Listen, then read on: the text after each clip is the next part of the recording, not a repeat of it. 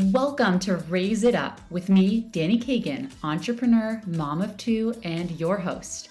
This is a place for real, unfiltered conversations about growth with ambitious women, mothers, and entrepreneurs who are building businesses while raising families. Together, we're redefining what peak performance looks like and reshaping modern motherhood. From parenting and personal growth to business and beyond, let's dive in with practical insights, empowering takeaways, and inspiring conversations. I'm excited that you're here. Let's go.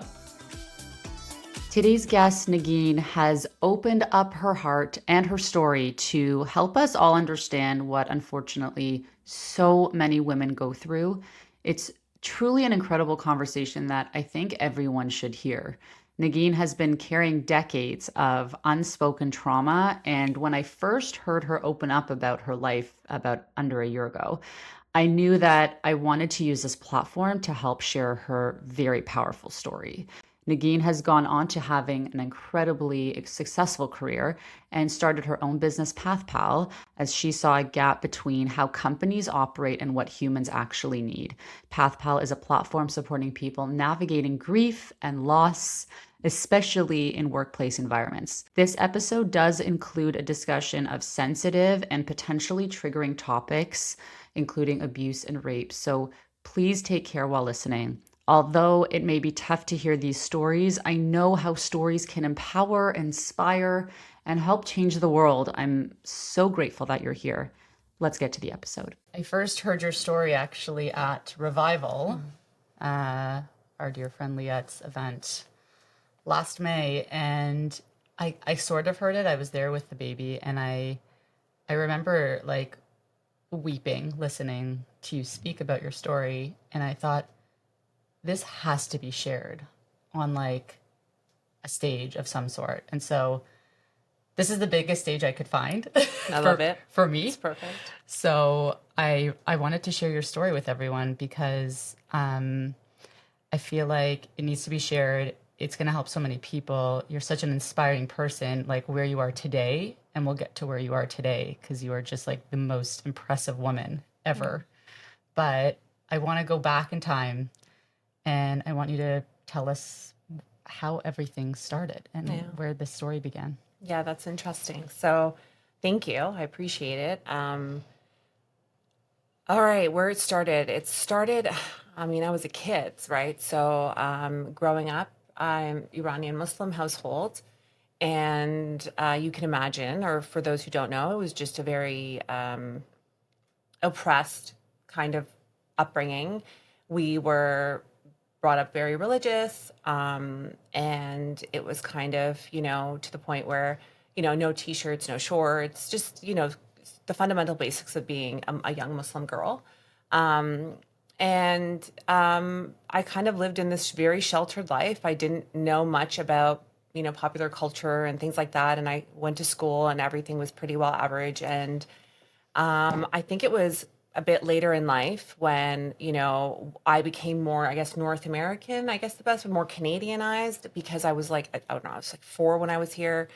I was born in Iran, raised here. Anyways, very long story short, parents decided that they didn't want us to be raised like so Canadian. And the only way to kind of undo those effects was, to take us on a trip back home and get us kind of exposed to the culture. And, we didn't really know what to expect. I didn't really know what Iran even looked like. We went there. We spent 3 months of the summer there. And for, probably for the first 2 weeks, everything was kind of normal. And then How old are you at this time? I'm like 13. I'm 13. And, we have this kind of like beach day, but of course you're like wearing, like, you're not really wearing a swimsuit. I mean, just like FYI. But you're wearing a fully clothed beach day. And we got back from that, and my dad's youngest brother was kind of like the camp counselor kind of thing, and he would like take us everywhere and do everything with us. And that day, it's actually really very vivid day. He had jumped into the water, and like the current almost took him, and everybody was like, "Oh my God, we almost lost him. Well, let's call it a day and go back." So we ended up going back to my grandparents' house, and we all kind of slept in this big open space. And we're like, okay, let's get to bed. Everybody kind of made their beds, and we went to sleep. It was, I don't know, in the early mornings. I don't remember what time, obviously, but past midnight.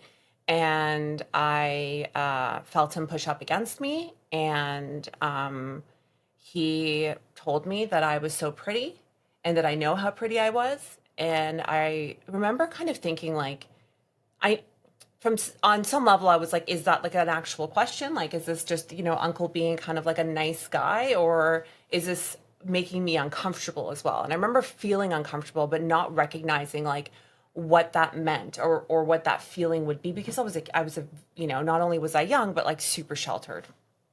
And he raped me.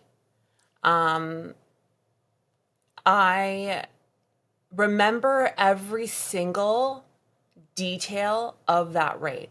I remember every word. I remember every feeling. Every day, I remember it. I don't think there's one day that I've ever forgotten that day, ever. And I remember it was just kind of over.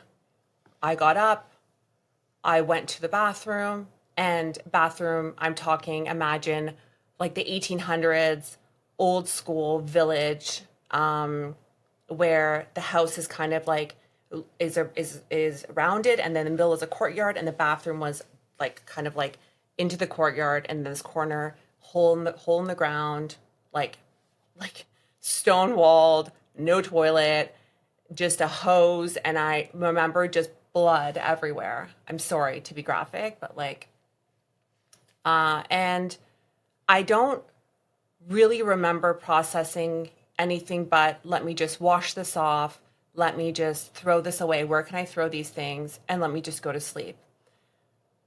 I clearly can say that the person I was the day before and the person I was the day after are different people, completely different people. And that continued the entire summer. And that continued for years, every year that I went back, and we went every single year. And the complicated part of all of that was that I dealt with all of these ideas of like, what have I done wrong? I mean, he took me to, my parents trusted him, and so they allowed us with him. And he would rape me, and then he would take me to these places that sold pills and tell me to take the pill, ask me if I'm, are you a period, do you get a period? And then would say, okay, just take this pill. I never really connected the two. I didn't really understand them. I was terrified. I mean, you don't know much, but you recognize that women's rights are not really a thing. You know that I knew, and I didn't feel like I could say anything. And I was just ashamed. I went back to Canada, and every time I went back, like every year in September, I just felt like this immense, like I just didn't belong anywhere. I didn't have any value in my life. I had no one to talk to. And I just felt like it would never be accepted, even if I did have anyone to talk to. And speaking of anyone to talk to, I mean, I'm so emotional when you talk about this, because I keep thinking, like, where were your parents? Like, where was your mother? And why couldn't you go to your mom? I think because the conversations around what women are responsible for and the kind of upbringing that I had were just too scary to bring it up to her. I mean, I know that the conversations were, sometimes this is something that women bring onto themselves. And in a culture where, you pour tea and you hand it to a man, and you don't eat until he eats, and you can't wear t-shirts, and you can't wear shorts, and you can't have nail polish on, and how could you bring that up? I felt like it was me going to her and saying that I essentially have done something and caused myself to be raped, and that was too shameful. And I think it was through just one of my guidance counselors, even in high school, just being like, essentially like, what is wrong with you? Like, are you? And I was just rebelling. And not in I think what a North American rebel would be, but more just like I would either not do my schoolwork, I wouldn't be focused, I would make up stories. Like I lived in a delusional world. I mean, that's the reality. I say that all the time. People are like, "What are you most worried about when you become successful?" And I'm like, I think I have a lot of explaining to do. Like, I'm sorry for a lot of things, but it was my survival mechanism. And what happened when eventually you do go to your mom and say, this is what happened? Yeah, so she said to me that I'm not the first girl who's been raped, and I won't be the last. And that's what happens to pretty girls with white skin. And That's really heavy. yeah, I think it was probably a week or two after that was my first suicide attempt. And it was complicated because everyone still spoke with him. Like people would call him during the holidays and be like, "Hey, you want to, pass the phone around?" And I was just like, "I've now told everyone this, and no one is registering it." Um, and I just sort of died. Like I was just dying. It was like I was alive. Didn't really care about being alive. Didn't really care about the world in the sense of like wanting to be present in it. And I didn't respect anything in it. I really lost respect for humanity. Total respect for people. I didn't believe in love. I didn't believe in family systems. I didn't believe in women. I didn't believe in nothing. Just nothing. I woke up and it was like, I have to wake up. I have to go to school. And then when school's done, I'll like think, death was freedom. Like this idea of being able to exit was like my freedom. Um, and that's a scary thought because I'm happy and I'm grateful for a lot of people I met along the way that kept me here. But that was what kept me alive, was the idea that I didn't have to be alive, which is philosophically, a whole other thing. But um, I went off to university and that stayed with me, that narrative stayed with me. And it wasn't until one of my kind of friends in university was like, and I was again consistently going through this kind of like active rebellion. And she said to me, "Why don't you just come out? Why don't you just relax, like meet people? You're too in your own bubble, like you're too." And I agreed to go out for her birthday. And when I went out for her birthday, her boyfriend's brother was there, and he was like a narcissist to a T, but familiar to me because like everyone around me was like him. Everybody around me was either some form of abuse or some sort of narcissism or some sort of like just complicated humans were my thing. And so I gravitated towards him in that way. And we ended up kind of like, I guess, dating. And it became a very quickly destructive relationship. And I wanted to have nothing to do with it and I wanted to end it. And he was But Persian as well. he was Arabic, Okay. Arabic Muslim, and I don't in the context of life, something came up. We were like, my mother and I were arguing about something. My dad had gone away to do like a tour of Mecca and like find religion. My mom said to me that, "I know you're dating someone. I know you're talking to someone. Just be honest with me." And it was my behavior. I probably, whatever. And I told her about him, and I said, "You know what? Like we're just dating. There's nothing like this is not like a serious relationship." And I said, "I don't even think he's a very good person. So like there's no need for you to like, feel like I'm some sort of like whore," which is essentially what she was getting at. And she said, "If your dad finds out, like you're done. He's gonna, Yeah, so it was like kind of fast forwarding between things, but my dad ends up coming back and my mom and I were just kind of like at odds. And I think it was like, I don't know, a few hours into his arrival. Um, and she says, "Did you know that your daughter is being a whore?" And I had looked at her like, "Sorry, what's the game here? Like what, this is not good for me. It is not good for you. Like this is." But I was like also like, "Let's do this," because I was done. When I didn't have, there was no fun in my life. There was no joy. It was just chaos upon chaos. And this like conviction I had to be like, like I was feeling like, fight, let's do this. And we go to the basement. He goes, "Let's go to the basement to have this conversation." We go to the basement and my dad says to me that I know you've been seeing someone, and girls like you are you're used goods. Like you're used goods.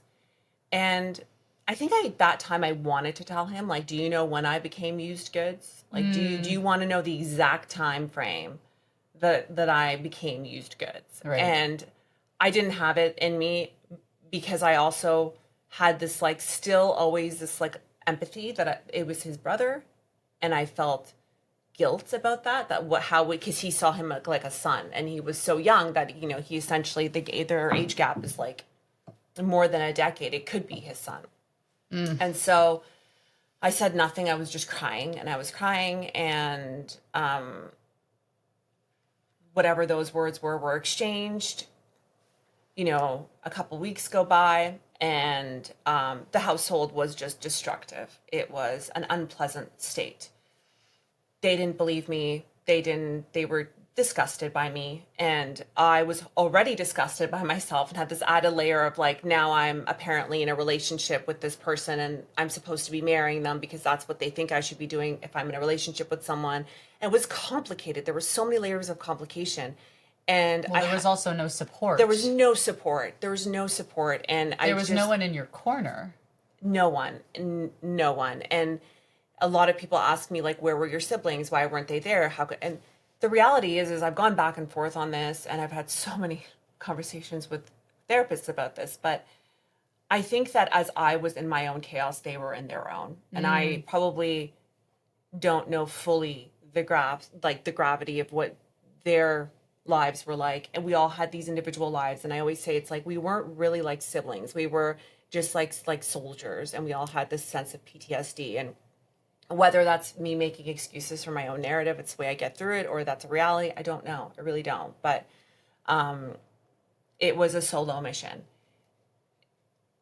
We were probably 3 weeks into just like really not being able to communicate with one another, and I just felt almost scared. And I don't know what kind of fear I felt. I just felt like I could disappear and no one would know, and that idea scared me. And it was no longer about like me wanting to end my life. It was more about like, could someone end mine? Like, am I gonna die like this? Like, is this like how? And I just like that world was so isolating. So one night, my dad said to me that he like came into my room, and he's like, "You're not yourself, and you're the ideas that you have and the thoughts that you have. It's like you're possessed." And I was like, okay. And at the same time thinking, oh my God, like he's not okay to be able saying those words to me. And he said, I'm the captain of the ship. We brought you into this world. And I thought, okay. And I just stayed very, very quiet. And he left. And I grabbed a backpack. I waited till everybody was asleep. I put whatever I could into it, and I ran. I ran out the back door, and I went to a payphone, and I called my friend, who thank God picked up the phone. And I said, here's where I am. Can you please come pick me up? I'm scared. And she was absolutely, stay put. I'll come get you. And so she picks me up. I'm in my first year of university. She picks me up. We go to her house. Her mother actually was my high school principal, which I didn't even know. It was like it was a weird coincidence. Her and I just happened to work together. And she asks me what's going on. And I explained to her that I don't feel safe at home. I just don't. And she said, well, what's going on with this guy like that you're dating? And I'm like, he's not a good guy. Like, he's not a good guy. I just like, I don't have anybody. And when you don't have anybody, you cling on to everybody. And that's a dangerous game, right? So she's like, listen, my brother's in college right now. You can sleep in his room. You can wear his, like he's got hoodies and sweaters and stuff in his closet. So just like, wear them, and we'll talk in the morning. I'm like, okay. I actually did that. I ended up wearing the guy's clothes, and he ended up coming home the next day. And he was like, who is in my bed wearing my jogging suit? And it was kind of a weird moment. But the next day, her mom was like, listen, you stay as long as you need to stay. Like, don't even worry about it. I didn't know you were going through these things. I wish you had a support system in high school. Like, I had no idea. Oh, wow. And I stayed, but I deteriorated as I stayed, because now it was like I didn't have home, I didn't have money. When you're a kid, you have your like bank card, which is joined to your parents. Like, you just never thought about like separating. I didn't even know it was a thing. Like, I was, How would you have possibly I known wouldn't, that? I just was like, this is my bank card, so I have it. And I remember just like, he kept calling me and being like, where are you? You know, your parents are destructive. Come see me, come find me. I've also, he'd left his This is your house. boyfriend This now? is the boyfriend, yeah. Okay. And he had left his house and he's like, come see me. This is where I'm living. And I was like calling people and asking them for clothes and food and like money. And I was just, I was just so sad. Like I was so sad. I remember sitting outside. She had this like basement kind of like a townhouse with a walkout, and I sat outside her walkout, and I found cigarette butts like on the ground, and I started smoking them. And I'm like, I think about that now, about how my health, my mental health, my physical health, just gone. It was like just everything about it, everything about me was gone. And now the only thing that I knew, which is like my bedroom, was also gone. And I made that decision to leave. And I felt the most isolated I've ever felt in my life. I went to see him because I thought I had no other choice. This is the boyfriend. And he was living in a basement, actually apartment, a couple blocks down from where she lived. And he kept telling me, your parents, your dad's crazy, your mom's crazy, you're better off without them, you're better off here, stay with me. And we ended up getting into a fight that night because I said that, like, I can't sustain myself like this. Like, they're not going to pay for my school. I won't be able to go to university. Like, my whole life's going to blow up. And that was the first physical altercation with him. And he choked me. That was the first time. I ended up not even fighting it. He let go. And he's like, you want them to think that I killed you. Get out of here. And I left. And I walked back. And I walked back, must have been 3 o'clock in the morning, walking down a not very safe street. And I was like hoping someone would just mug me, kill me, do whatever. I just like, I felt like I didn't have the courage to exit. Now I feel like I knew my purpose was bigger. I want to believe in this big philosophical like will to be, but I don't think that was it. I went back and You so you go back to the boyfriend. I went back to the boyfriend. And in the morning, I went back to my girlfriend's house.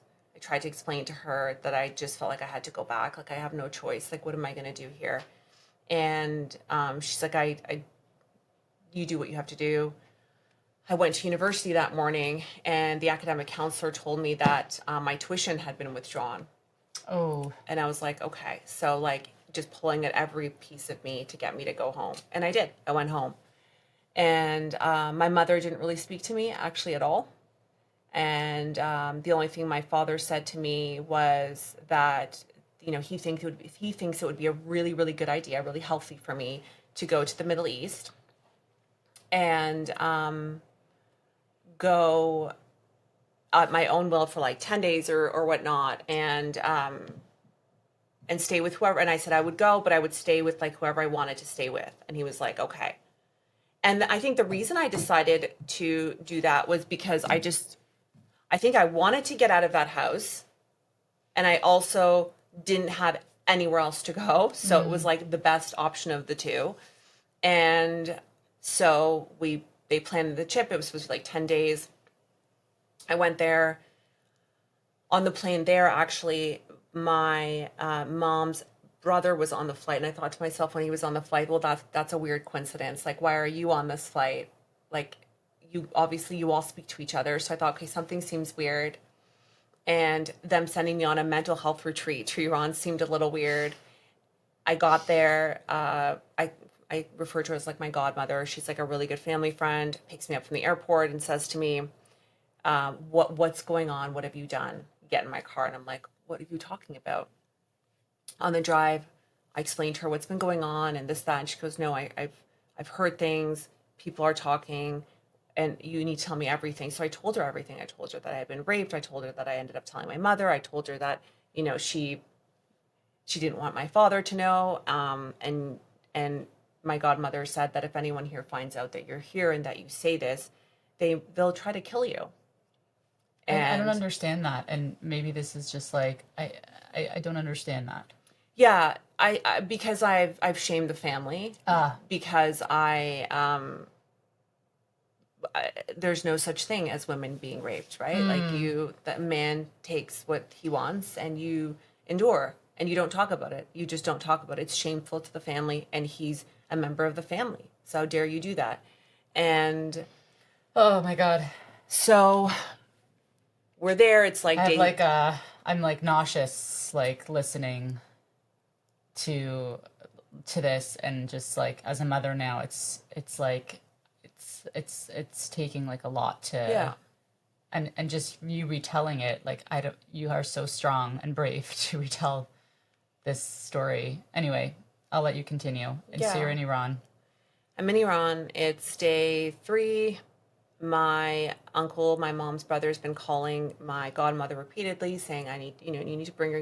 She needs to come see us. Like, I just have a lunch, have a dinner. Why won't you let me see her? And she's like, I don't feel like this is just you going and having a convert. Like, something doesn't feel right about this. But we're also in Iran and you don't really have, like, I don't really have the right, one as a woman and two as someone who's not your direct family member, to hold you. They can call the police. We have to go see them. And you're living in the laws are very different there than they are anywhere else in the world. And we get in the car. She drives me there. It's about an hour and a half, 2-hour drive. I'm like sick to my stomach. She's very quiet. I'm like, something's not feeling right. Go up these long stairway up, knock on the door, and my dad opens the door. Oof. And it all made sense. I'm like, of course you're here. And he's like, hi, I wanted to surprise you. And I'm thinking, okay. And he's like, do you have your passport? Did you bring your passport? I'm like, I don't have my passport with me. And I said, and I'm going to go. I'm going to go now. And I ran down the stairs and I got back in her car and I told her to drive. My dad's here. And she's like, oh my God, like, now thinking her poor thing. And I'm like, most horrible situation ever that I've like nominated her to be a part of. And I was crying and, and she said to me, you've got to tell your dad. Like, the only way that this is going to make sense even to him is maybe if you tell him. Maybe if you tell him, then he will understand some of this. And we'll help you. I'll get his friends, we'll tell them first, and then we'll bring him in and they can tell him maybe. And then we can put you guys together. But like, you need to tell him. Whoever told you that you shouldn't, is wrong. So they orchestrated a get together with his friends. I told one of his best friends first, who actually cried and said, I'm so sorry. Like, I'm so sorry that you went through this. So many women do. And it destroys their lives. And he said, I'm going to tell him. I'm going to bring him in. I'm going to have a conversation with him. And then I'm going to bring you in after that. And I said, okay. And my dad walked in, looked at me, had a conversation with him, and he walked out and said, your dad's ready to see you. And it's probably, now I got emotional because it's probably like, it was probably the first time in my life where I felt like I had a father. Because I was so scared going into that. And he was crying. Like, so much that he couldn't breathe. And he's like, I would rather die 10 times over than to just live knowing that this happened to you. I'm so sorry. And we just cried. We didn't talk. He didn't ask questions. We just cried. And unfortunately, because of what he had to be as a person to endure his life and his beliefs and his philosophies and the regime and the culture, that moment was short-lived. And it was followed by, I left and I had all this, like, I remember feeling like things are going to get better now. Like, this is it. He gets it. He knows I'm going to get better. We're going to have this like normal relationship. He's going to tell mom and that's going to become normal. And it was like, I told my godmother, I'm like, we hugged and she, I remember her saying to me, just be careful. Just don't preserve that energy, because this isn't something that as you sit with it feels better. And I said, okay. And he left. I stayed at my godmother's, and the next day he came over because he wanted to talk about like a plan. And I said, okay.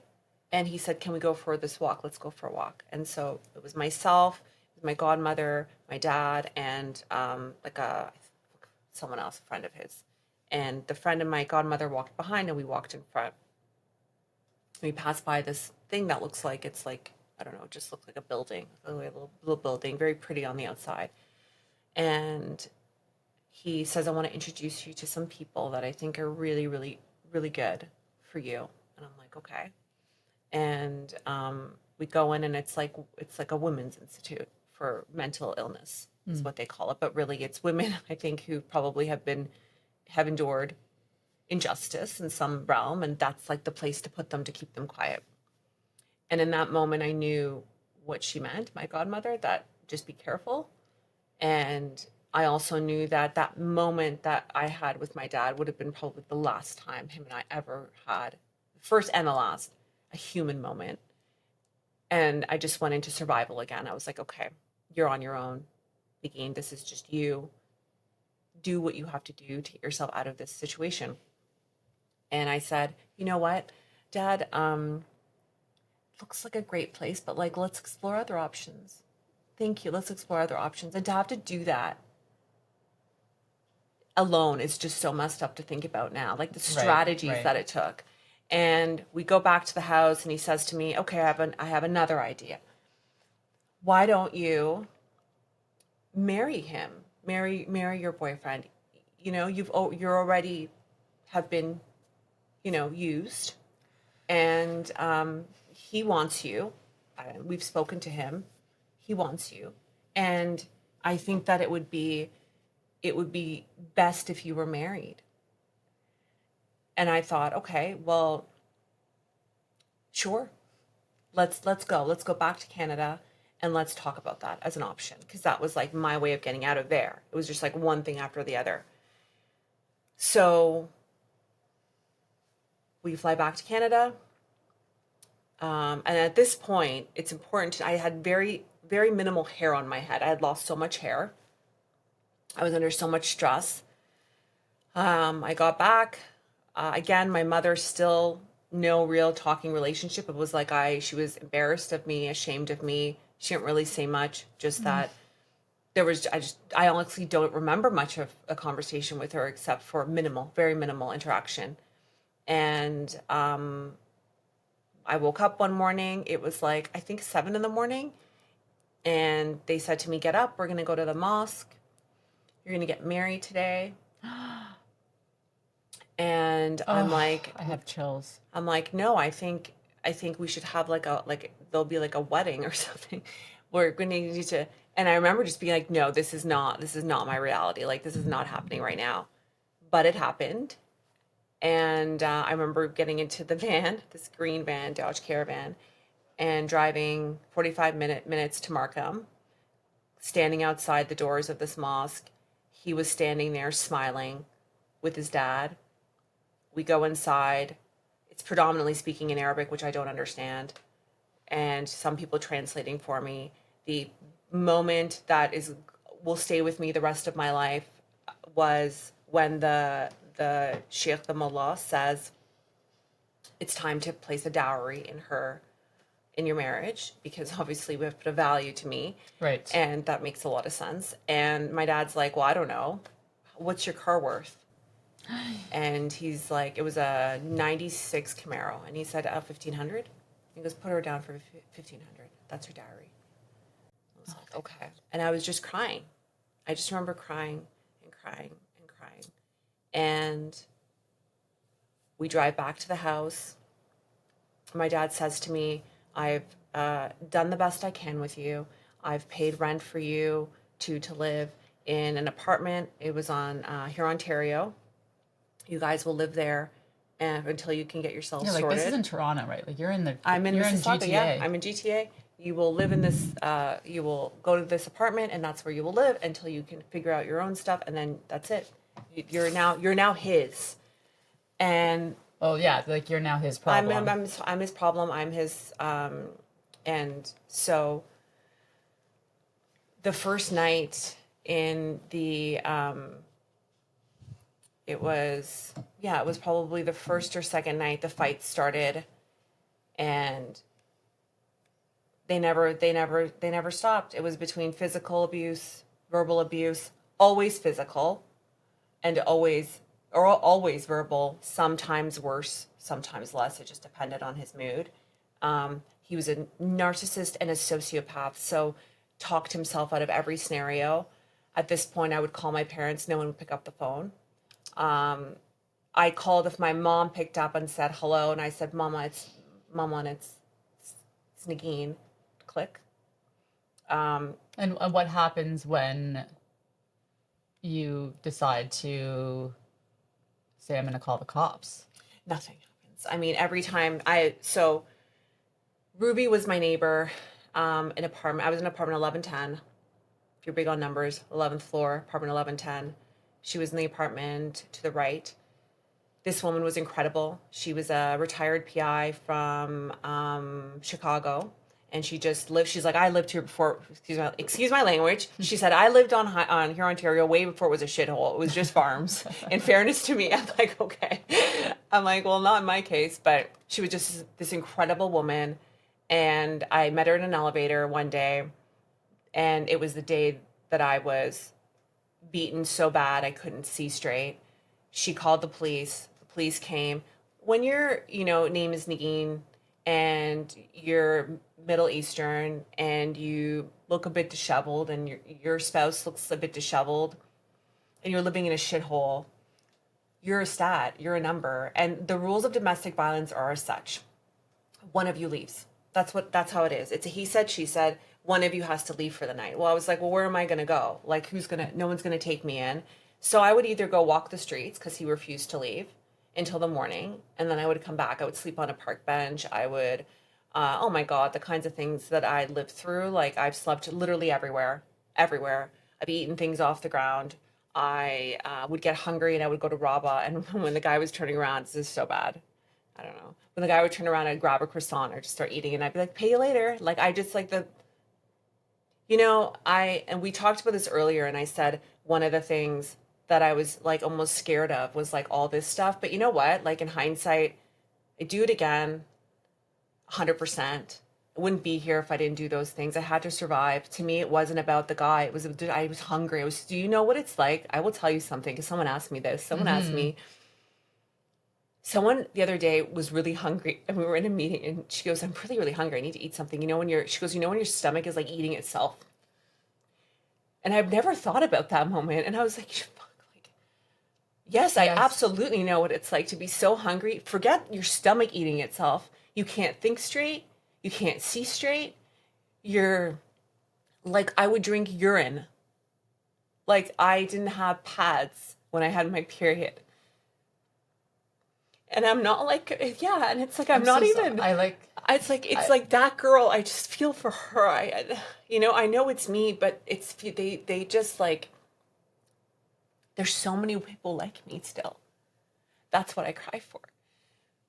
So he would just beat me. And this one day I was just like, come on, Negin, you've got this courage, you can do it. And I moved this stupid little chair out the balcony. And they had like the way that like you have kind of like this half wall between you and your neighbor. And I got up on the chair and I was like, okay. And I remember seeing the CN Towers, like clear day. And I was like, okay, you've got to do it in a way where if you throw yourself, you don't survive, because I don't want to be a vegetable, because he would make medical decisions for me legally. And you just got to make sure that, and I was like, will it hurt? Oh no, there must be heaven. Maybe there's heaven. Like I couldn't be placed here and gone through all this stuff. And then I was like, but I've stolen. So maybe I'm going to go to hell. And I would have these like moral dilemmas. And then I just remember doing it. I remember just being like, fuck it. And then I remember someone pulling me, I remember just having so much pain on my left side. I thought I like hit something, but it was Ruby.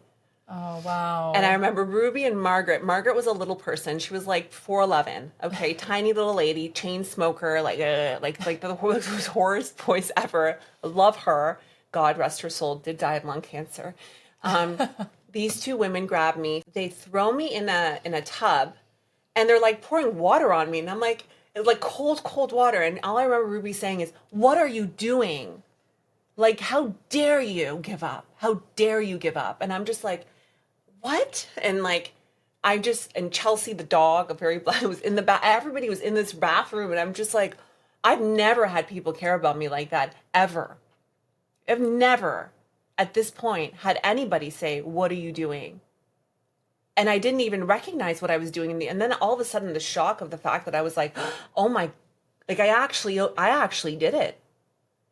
And Ruby sat me down, gave me a Ziploc bag full of Indian Reserve cigarettes, and was like, "Take one." And I was like, should I just smoke it? And I was like, all right, here we go. And we just sat there, and she was like, this isn't going to be your life. When you're scared, you come to me, you stay with me, you don't go back there. It was complicated. It was weeks in now. I go back, and I decide to say to him, "You and we're no longer, I'm going to leave. I'm going to either go stay with Ruby, or I'm going to just and he grabs me. We have this altercation. He chokes me, and I'm on this day bed. He's behind me. The windowsill's here. There's a steel alarm clock. And I remember at the beginning of getting strangled, I was in so much pain, and I felt pressure in my ears and my eyes, like so much pressure. Then there came a point where I no longer felt like I was trying to breathe. And it's like my mind was outside of my body. And I was like, there's an alarm clock, grab it. Just, if you can't see, just use your hands and just hit him over the head. Just as hard as possible. You've got one fight in you, do it. And I grabbed this alarm clock, and I just, as hard as I can, I just smash it. Ends up hitting him in the nose. He lets go. I'm like gasping for air. The police would come again, just like he would hit himself so that he would bleed, and then he would put it on himself, and they would say, well, there's evidence on both sides. So again, Oh my God. why don't you guys just separate? And I decided, well, of course, I'll just go to work. And I go to work, and the key holder was there that morning. I worked at Square One, and I walked all the way, and she was like talking about her weekend. And I remember she was like, blah, blah, blah, blah. And she looks up and she's like, oh my God, what is wrong with your face? Right, because she saw you. And I was like, what do you mean what's wrong with my face? And shakes me in the back. She puts me in the bathroom. She's like, have you looked at yourself? Like, what happened? And I just started crying. I tried to explain it, but I was like, I'd always make up excuses about something or another. Oh, so is this a pattern that just because you were in this and you've done so much work with other people, is this a pattern with women that they just lie about it because they're embarrassed? I think it's a combination of things. I think in the moment that I was in, it really didn't make any sense to me. And I was humiliated, completely humiliated, because it's not about that moment, right? Most of the time what ended up happening, I would go to support groups and everything in between that. And what happened was it would either be how did you get here? Which was a whole other thing. And then it was also, why won't you just leave? Which was a whole other thing, because I have nowhere to go, right? And if I go to a shelter, well, I'd rather sleep on the street, to be honest. And it was I didn't know what path do you take? And how would you help me? What are you going to do for me? Tell me to go to the police? Been there. You're going to tell me to leave him? Are you going to take me in? You probably shouldn't, because it's probably dangerous for you. You probably don't want to. So what are you going to do with me? Right. You're not going to do anything with me, right? There's a secret society of people that live like this, food banks. I ate at a food bank. I didn't have money for food. I didn't have pots and pans. I didn't have anything. I found whatever I could get my hands on. Someone would give me food. Someone would offer me something, and I would get it. I didn't have an income. He didn't work at all. And when I did get money, he would take it all. He was controlling all of it. There was no out for me. And I didn't want to be abused anymore. I didn't want to keep getting hit. So I just did whatever I had to do to not endure so much pain. Like at such a young age, not only How old are you at this time? 21, 22 probably. Okay. And like at this point, it's like my body hurts so much. Do you know what it's like being hit every single day? Like right now I'm 43 years old, but my bones are I'm broken. I have scar tissue in my whole body. You know, like I'm in pain. I just like, it's very, very similar to having a gun at your head every day. You just you follow the rules, and the rules of engagement were as such. And so I lost my job. And I ended up trying to find other ways that I could work. And I did everything I could possibly do to survive. And I would people would, help me out here and there. My sister got me a job interview, and I ended up working at a company. And then he ended up getting into a university program. So we ended up living on campus, and there were small like wins along the way, I would say. And I started getting better jobs and learning how to live in this kind of like sociopathic, weird, like society that I was part of, where people would meet him and love him. Like they would love him. He had a photographic memory. He would learn everything. He would read a book and know it inside out. Oh, he was a psychopath. Oh, he was a psychopath. Complete psychopath. And he was obsessed with psychopaths too. And it wasn't until years into our marriage, so I've been going through this. Now we're married like 7 years. I end up getting pregnant. He would rape me all the time. I ended up getting pregnant. I didn't even really get periods, so I didn't even know that I was pregnant. I had pain in my stomach, and the doctor sent me for an ultrasound, and the technician is like you were like very pregnant. Oh my God. Like, did you know how pregnant you are? Because she was confused. She didn't recognize that I didn't know that I did. Like normally they can't tell you like you're pregnant, but because I was so pregnant, she was like, well, do you know that it could be pregnancy related? And I'm like, no, it's not pregnancy related. She's like, well, have you talked to your OB? And I was like, well, why would I talk to my OB? And she's like, literally turned the screen and was like, you have a baby. Like, oh shit, you don't know you're pregnant.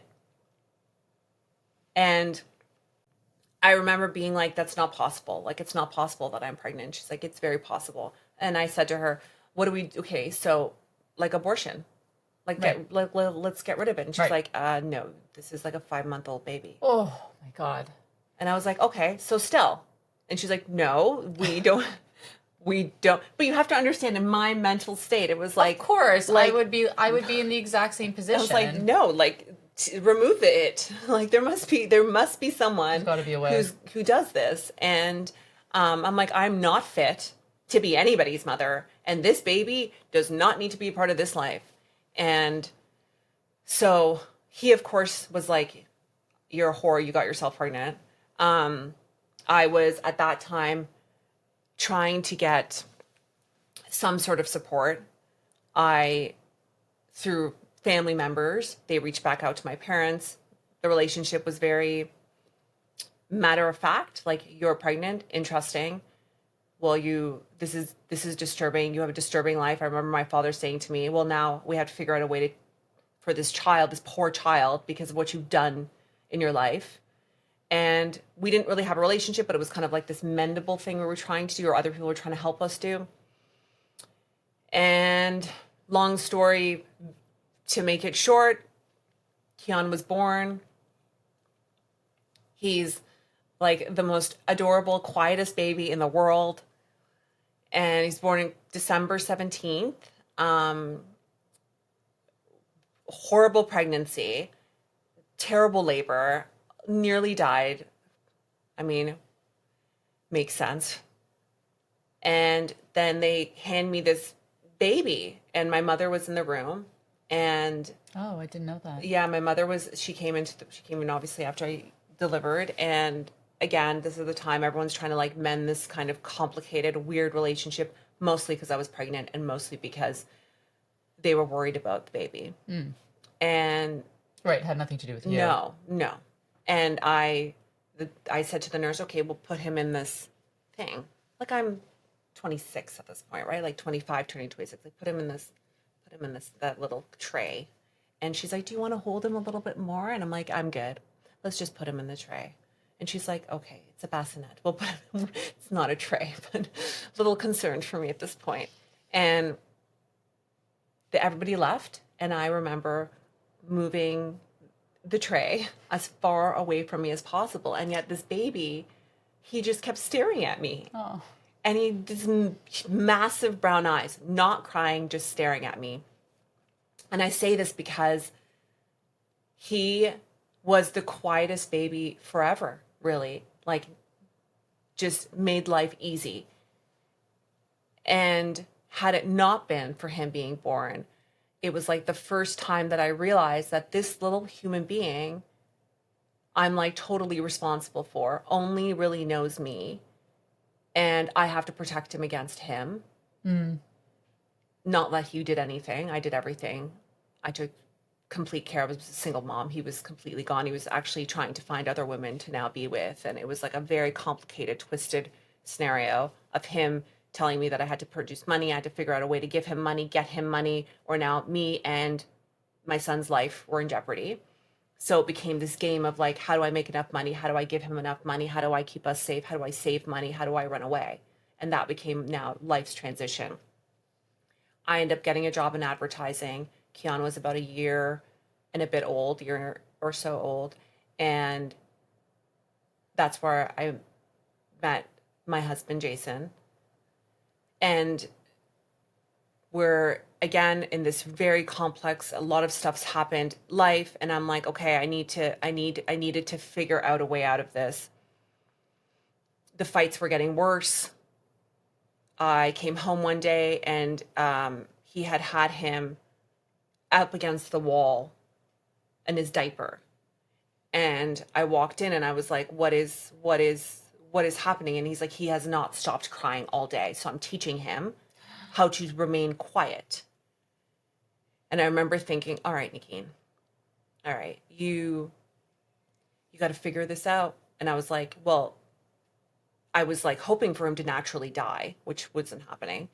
And two, I was like, how and who is ever going to help me out of this? Like, how do I get us out of this? One day, Jay and I were working on this project for a client, and back in the day when you had art approval files, or at least massive files, and you had to get like actual physical signatures, and he had to come drop one off. And he had been over before in previous circumstances and always kind of, I think, figured there was something wonky about my life, but not sure what it was. And I'm summing up a lot of this because it's like a whole other thing. Yes. And one day, and I always preface, like I used to keep the hinges on doors almost a little bit unlocked so that if I ever had to push anything or if I had to run really quickly, it would be easier to get away. It's just kind of like, how do you live? It's like survival. Just survival stuff, just like weird things you learn. They're part of my life. And so I let him know that Jason's coming over to pick up these files. And he's like, you always talk about this guy. Like, I know that you're doing something with him behind my back. And I'm like, nothing is going on.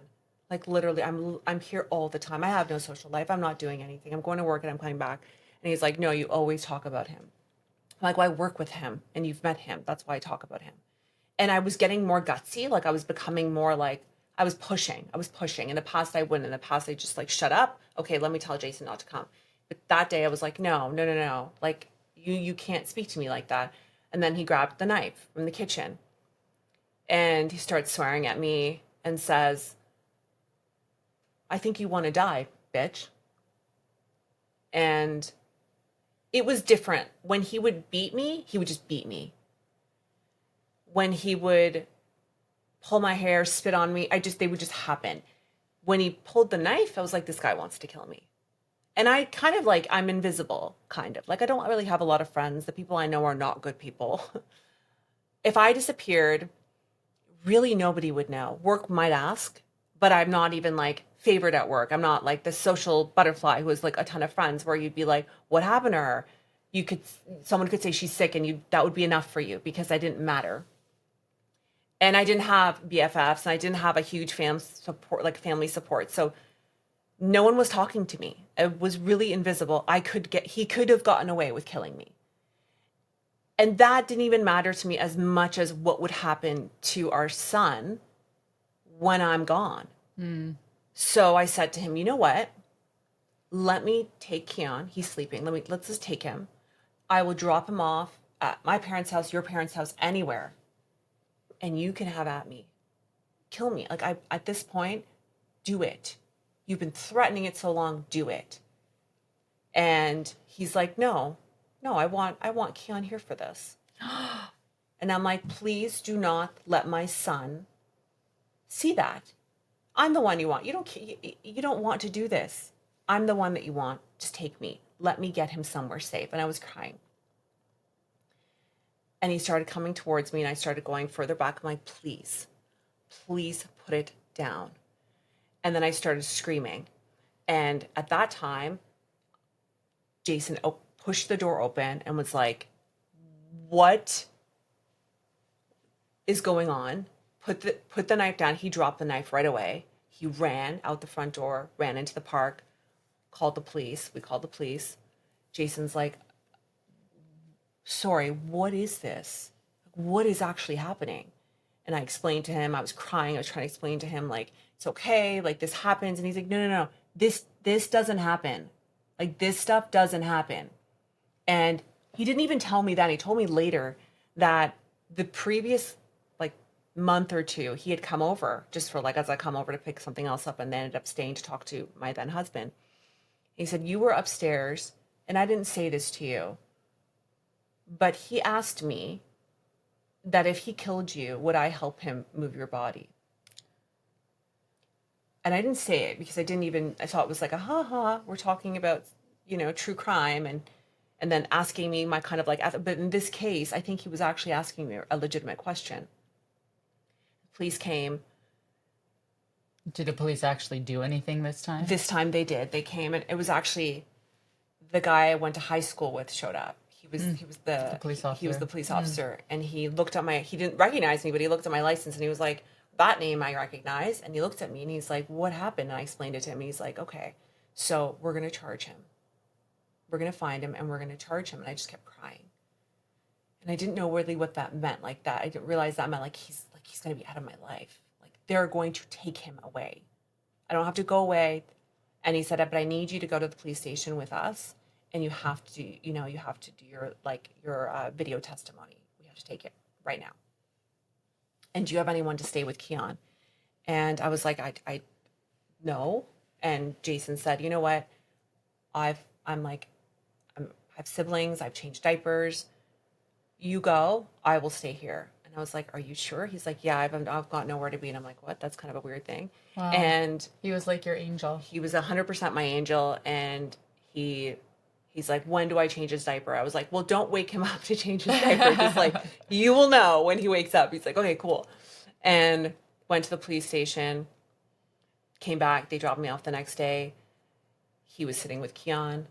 And that was the beginning of a whole other life. Wow. Okay.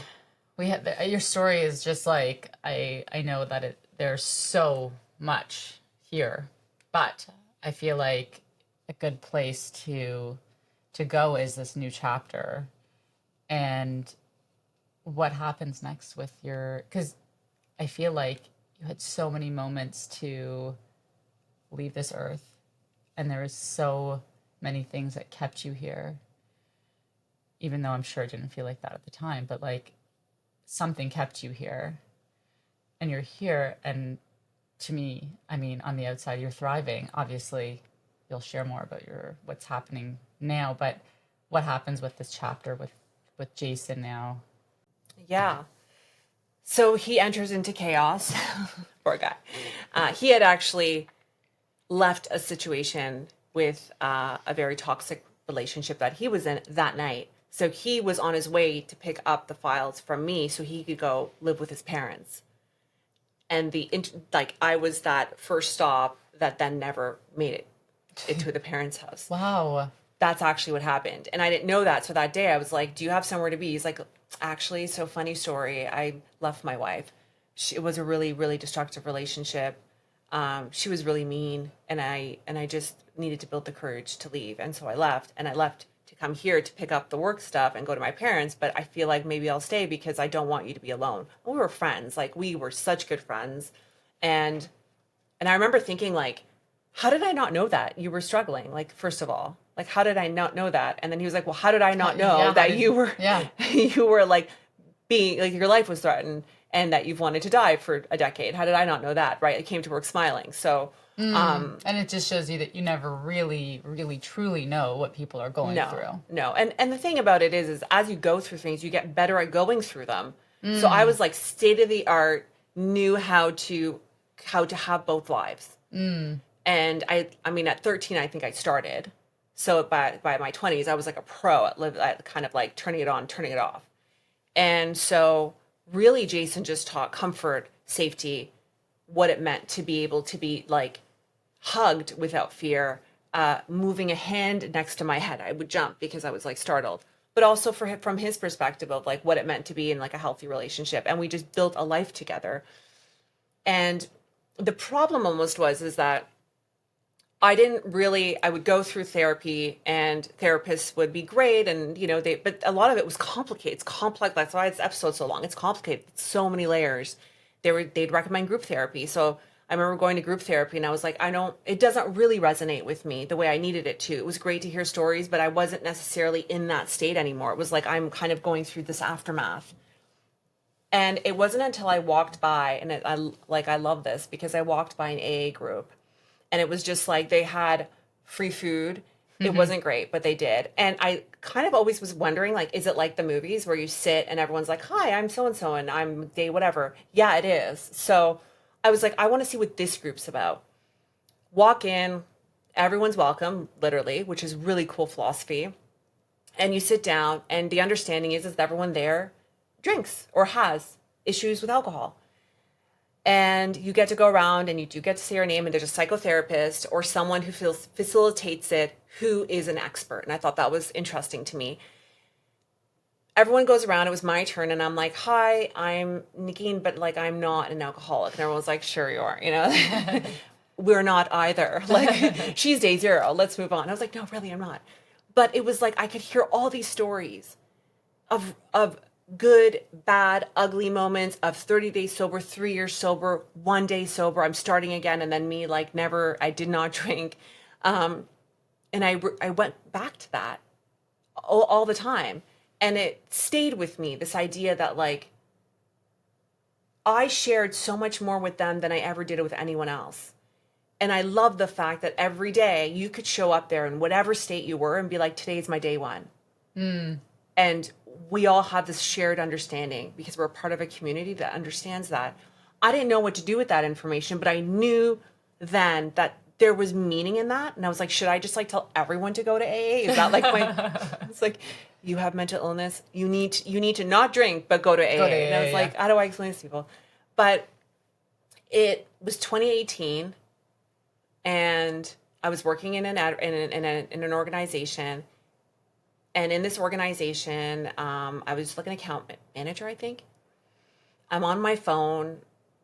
I had disconnected with a lot of people from both high school and onwards. But there was one person in high school that really, like, her presence was strong. She knew a lot about me. She knew a lot about my story. And I was in particular looking for her because I had messaged her a couple weeks back. And I was now trying to, like, rebuild this new Negin, this, like, elevated Negin. Like, I'm going to have a whole new life. And all that stuff is just going to be like behind me. And I'm on Instagram and I'm scrolling and I saw a picture of my girlfriend, like a massive picture of her, but it was like a picture of her. It's like a bridesmaid. And I was like, that's weird. It's not her birthday. Like, why would someone post such a big picture of her? And I looked at it and it said, with our deepest condolences. And I was like, the two they did not, I was like, what? What? Huh? Why would she be gone? Like, and so I started looking online and being like, no, she's not passed. Like, that's not possible. It's not possible that she's passed away. And there was nothing that I could find about like a car accident or like with her name. And I was like, no, this was an error. Then I went online again and I looked at it and I remember turning to a friend of mine. And I said, can you read this post? Can you read this and tell me what you think it means? And she looks at me and she's like, Nikki, I think she's passed away. It's letting people know that she's passed. And I just started crying. One, I never thought she struggled, ever, ever, ever, ever. I knew that she had difficulties. I knew that she understood me, but I never ever anticipated that she felt like I was holding something so heavy inside of herself. And a couple of days later, I found out that she passed away. She took her life. 3 weeks before that, I looked at the message that she had sent me about how she would have loved to have connected. And she was so happy I was doing well, and I was like, fuck. Like, how did I miss that mark? Like, how? How did I not know? Like, how did I got too good for my own people? Like, I just forgot. And so I left work. And again, I went in the process of self-destruction, and I realized that was my go-to. It's like, I was grieving so many things. I had lost so many things, and then I lost her, and it was like a compound effect. And I didn't even go to her funeral. And I didn't go to her funeral for the most pathetic reason ever, actually, because I didn't go because I was scared that so many people from high school would know me, this other version of me that was unaccepted, that was bullied, that was weird, that would make up stories, that was a freak. And I didn't know how to confront that girl and the shame of that. And then it was a compound. So she passed away. Jason's grandfather, who was like the closest thing that I knew to like knowing what it felt like to have someone so intimate, like a grandfather in my life, he passed away of old age. And then a girl, my colleague, actually from that job, her sister took her life. Oh my God. So it was like one after the other. And that colleague of mine and I decided out of that loss to build Noise, which was a nonprofit organization for mental illness and mental health. So we started that in 2018. I got a new job. I tried to figure out, like, what do I do? How do I do it? And I realized that my job, like, I was a good employee in the sense that I was good to people, I was kind to people, but I was reckless. I would just wanted to help people. I wasn't thinking about work. I wasn't thinking about corporations. I was just thinking about, okay, if we have a big Christmas party, how do I get, the organization to fund, like, everyone gets a gift card? And I just become like, I just wanted to be Oprah. I wanted to just give away everything to everyone. And I sincerely apologize. But I wasn't doing it from a place of like maliciousness. I was doing it from a place of like, I didn't know what was going on in my mind. I just wanted to make things right. And I was destroying life as I was doing it. And it was Jason who was like, we need to, this isn't going to work. After that job, I ended up going into startup. I ended up going and working for my husband's startup. And again, still doing kind of the nonprofit works. It was great work. Not filling as much of a bucket as I'd want it to, but still good work. And I ended up working for my husband. The CEO of that company ended up repeatedly sexually harassing me, repeatedly making sexual comments to me. And then in one occasion, he ended up, I'll say allegedly, assaulting his girlfriend. I ended up disclosing things about that company. Here I am in this like new era of like, I'm going to do the right thing. I'm going to call this board of directors and I'm going to say, this is what he's doing, and I'm gonna, and I'm protected. I'm a whistleblower. It's all gonna work. Yeah, everything's gonna work. Let's do this. Let's fight the good fight. And no, it didn't work out that way. It led to my husband no longer being part of that business. It led to me no longer being part of that business. It led to them figuring out a way to just get away with it. Not do anything about it. Get away with it. That's awful. It is awful, but it happens every day. Yeah.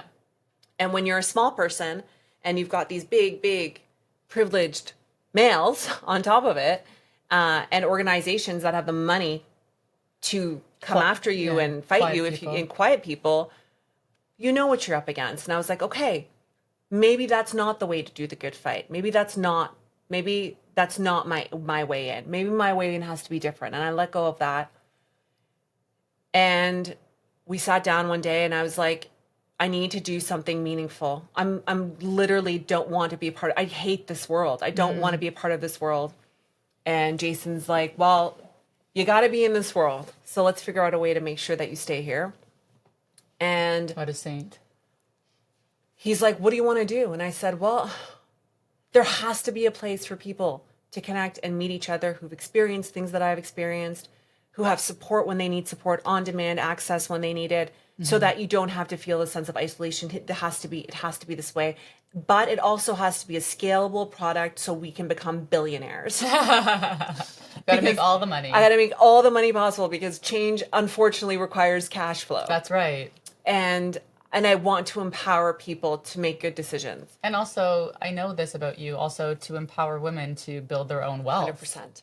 100%. I was like, how do I empower women so that we don't have to fight those fights and like truly impact them? Like, how do I build massive funds? Right. How do we make this so scalable and so large that that's not even an issue? It's just like, where and who do we support? And how do we all kind of grow together and be bigger and bolder and stronger and create systematic change? And what does that mean? And so you built PathPal. So we built PathPal. Tell us about PathPal. So PathPal is a platform that connects individuals who've experienced grief and loss to one another, but also offers them on-demand tools and resources like psychotherapy, meditation, and even nutrition, like live virtual cooking classes for your the mind, gut kind of wellness. We've really thought about everybody. Fitness is included in there as well.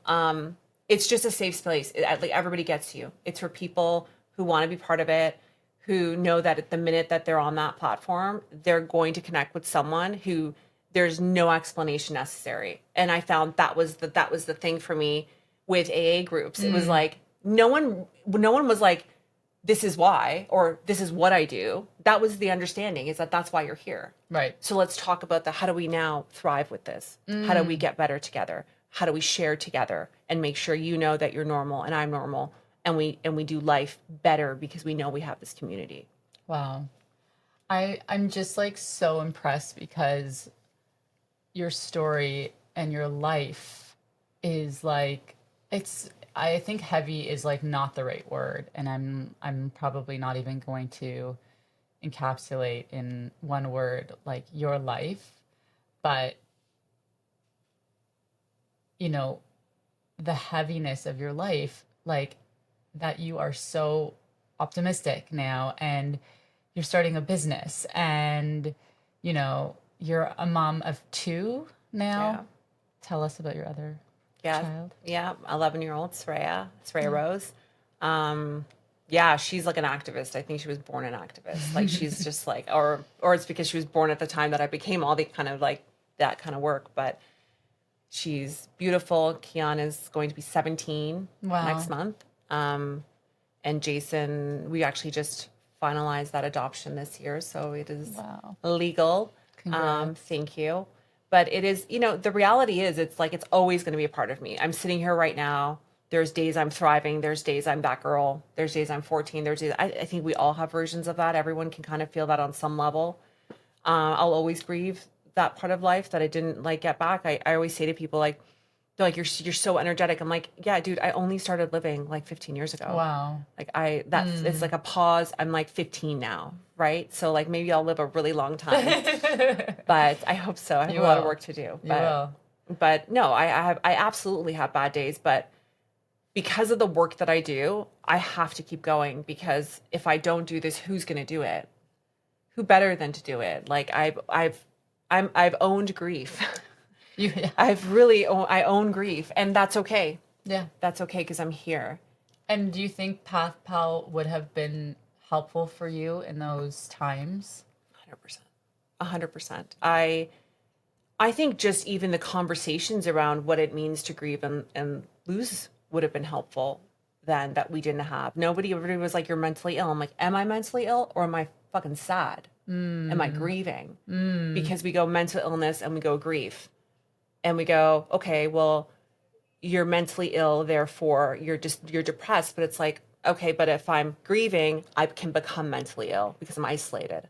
Right. So like there's all and people don't know that, right? There's no education, which is what the summit is for. So we're having the summit in April. And it's to educate people, because people are like, is this just an app for like people who've lost people? And I'm like, no, it's not. It's a platform it's a business, first of all, but it's also a platform for people who have experienced all forms of grief and loss, miscarriages. Like there are so many Types of loss, versions, yeah. right, of loss, And and there's grief. so many versions of grief, and we don't talk about any of them because we're not sure how to, and it's not always something that we get ahead of either. Totally. I mean, I lost my aunt to suicide in 2020, and I did like the traditional route of, oh, you need to go see a therapist because this is like big T trauma because of how it happened and, everything we saw and, had to so go out there sorry. and clean out her apartment. Oh my God, please don't say sorry. In comparison, I just feel like, No. but, I felt like, okay, I have to go see the therapist and do the thing that's the traditional route. And I actually, I didn't find that it was helpful for me at the time. I didn't feel like what I was being given was helpful. And I actually think being around other people grieving, maybe not in the exact same scenario, but something similar would have actually really been helpful. Yeah. Yeah.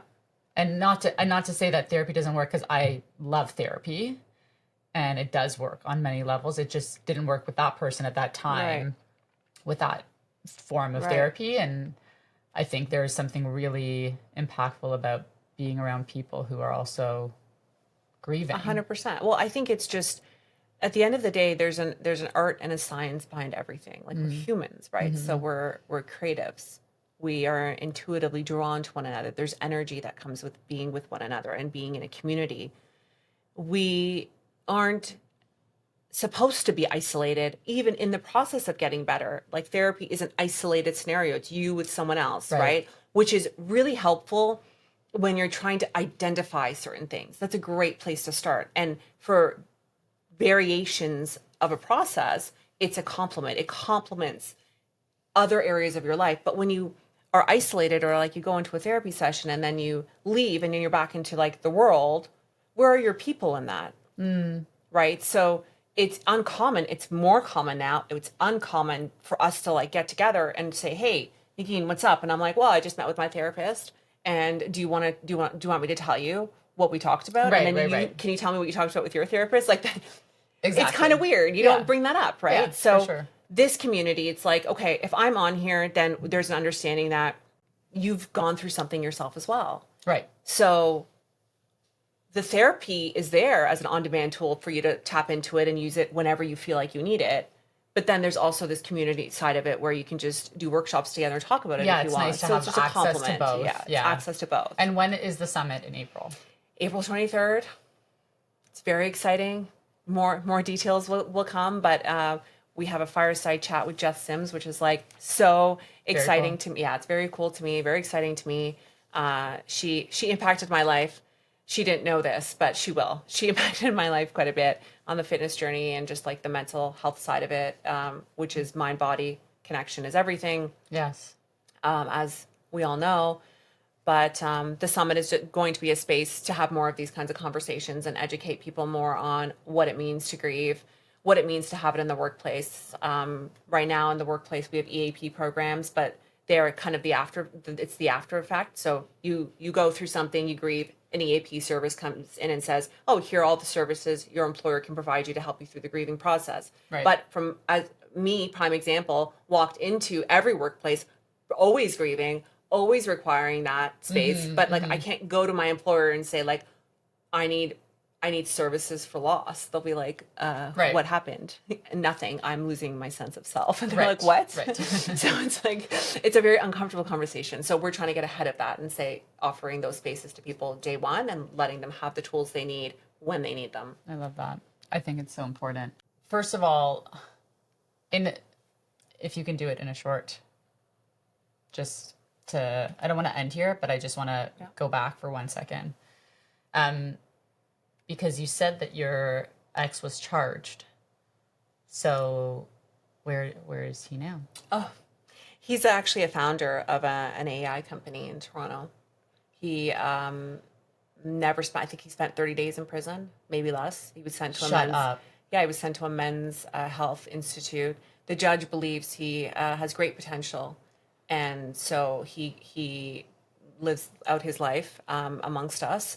And I'm connected with 75 other people on LinkedIn. I think I showed you this before, which is great.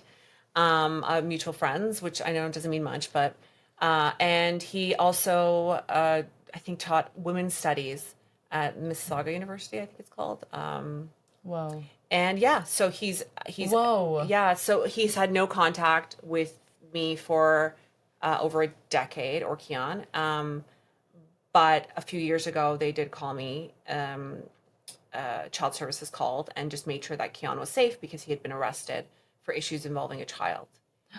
So it's always there. Like, there's always this thing in the back of my head that's like, will the day come where he finds me? And it's not just me, it's millions of women feel this way every single day, because until someone dies, nothing happens. Same case with sexual harassment. Until someone actually touches you and you say, don't do that, then they have to do it again for them to be charged.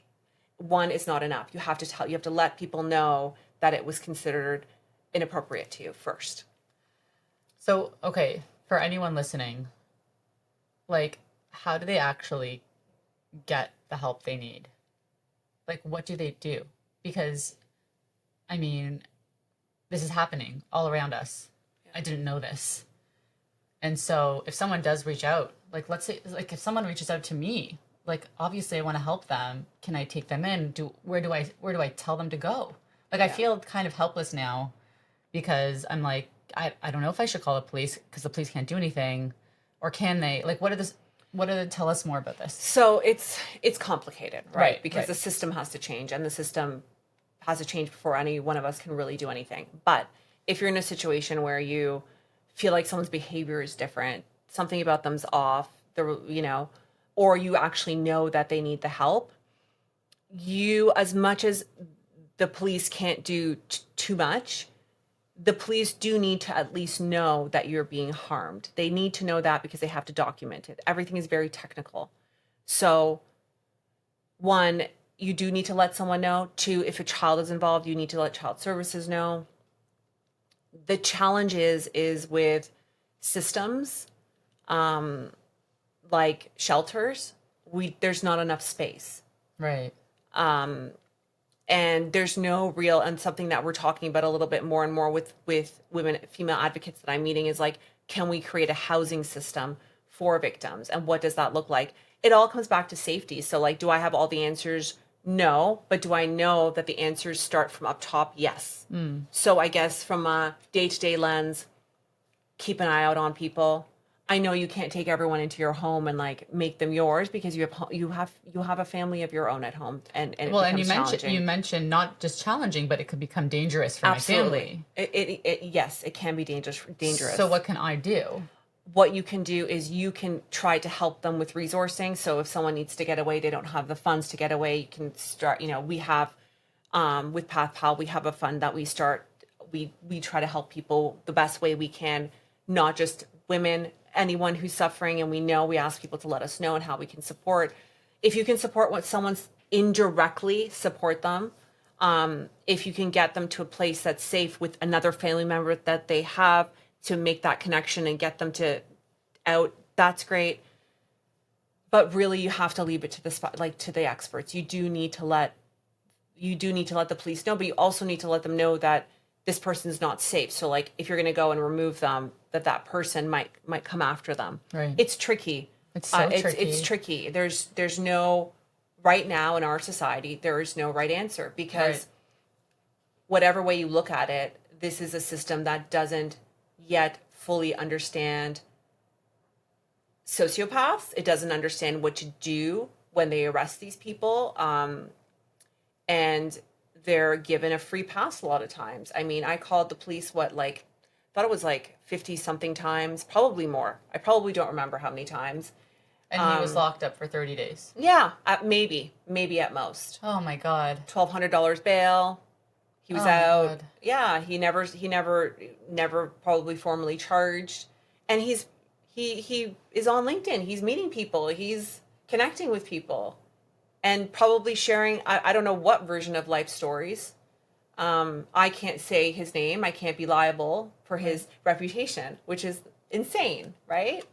But that's the society we live in. And that's why it's like, I was like, okay, if I had to work it backwards, why do I do this? Well, I have to be an entrepreneur because and the company has to be successful because my goals are so big. And the only way these goals happen is success. And then not just my success, it's like, who else do we empower to be successful so that Right. more women are in powerful roles Right. where they can impact change? Right. Need like I don't know, I need not alcohol, but like I just want to like hug you Yeah. like for like 5 hours and just like thank you Yeah, for no, thank talking you. about this and sharing your story and being so vulnerable and just like I'm just so proud that like you're doing this and talking about this and it's so challenging, but it's just like the ripple effects that you're going to have by sharing is going hope to be so. major, like major. And I'm just like so grateful that like we could talk about this today. And I feel like I feel grateful to know you. I'm grateful to know you. And I'm just like how like I just can't believe like how brave you are and that you are doing so much good in the world now. And like even just like the first time I actually got to spend time with you, you radiated all of this like positivity. And I'm just like, I can't believe like the human that you are today. And I think you should just feel so proud of everything you're doing in your life. Like, and your kids should be proud. And I watched Jane Goodall's documentary. yeah, And at the end, I don't know if you've seen it. I haven't At seen the it yet. end, she says, you matter. Every single person matters. Even the smallest thing that you do matters. And I just started crying. I was like crying. And it's been like these themes. I watched the movie Good Fortune, and I don't know if anyone's seen it. Everyone has mixed feelings about it, but essentially, it's this archangel, and Keanu Reeves plays an angel, and he essentially has lost his wings, and because he did something he wasn't supposed to do, he helped the wrong people. He wanted to be more purposeful, but he shouldn't be more purposeful. He should have kept his purpose as the angel that he was, which is essentially, sorry, spoiler alert for people, he when people are texting and driving, he like taps them to get them to focus again, so saves their life. That's his purpose as an angel. But he wanted to do more, so he kind of got interfered with someone's life. And long story short, the archangel says to him, well, you have to convince this person that you've messed up their life, that they should go back to their old life. That's how you get your wings back. That's how you become an angel again. And he's like, well, why would this person ever agree to go back to that life? Their life was horrible. They were poor. Now I switched their life and now they're rich and like have all this money. And Sandra Oh plays the character and she says, because sometimes it's not about the stuff. Sometimes just someone needs to know that they have someone else. Sometimes that's all. That's all somebody needs in a life, is to know that someone else sees them. And I started crying. And I thought that, I'm like, I'm here today because there were glimpses of me being seen by random strangers, a smile.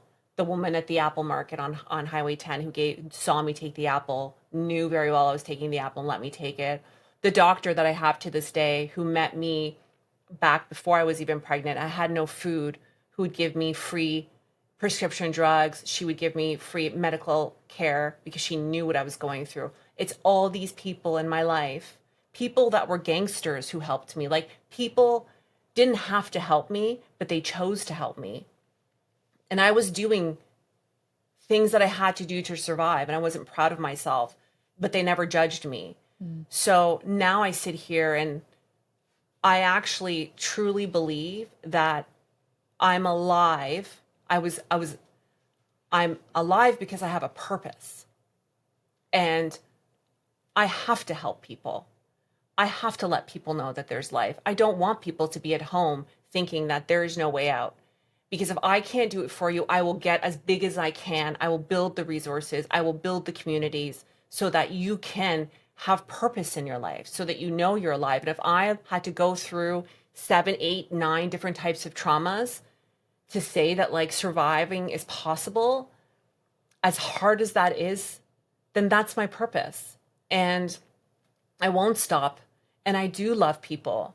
And I have found a new love for people. And I say, you know, when I look at Jason and what he embodies and I like told him everything. That guy knows everything about my life, everything I've ever done, everything I've ever said, and looked at me and said, and I hope in another life you do it 10 times over.